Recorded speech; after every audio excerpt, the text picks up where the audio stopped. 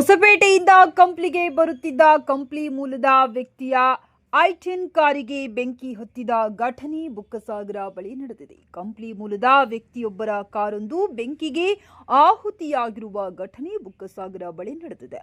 ಮಾಹಿತಿ ಪ್ರಕಾರ ಹೊಸಪೇಟೆಯಿಂದ ಕೆಲಸ ಮುಗಿಸಿ ಕಂಪ್ಲಿಗೆ ತೆರಳುವ ವೇಳೆಯಲ್ಲಿ ಕಾರಿನಲ್ಲಿ ಬೆಂಕಿ ಕಾಣಿಸಿಕೊಂಡಿದೆ. ತಕ್ಷಣ ಕಾರಿನಲ್ಲಿದ್ದ ಚಾಲಕ ಕಾರಿನಿಂದ ಹೊರಬಂದಿದ್ದಾನೆ. ಕಾರು ಚಾಲಕ ಕಂಪ್ಲಿಯ ಹಿರೂರು ವಿರುಪಣ್ಣ ತಾತನವರ ಮಠದವರು ಎಂದು ತಿಳಿದು ಬಂದಿದೆ.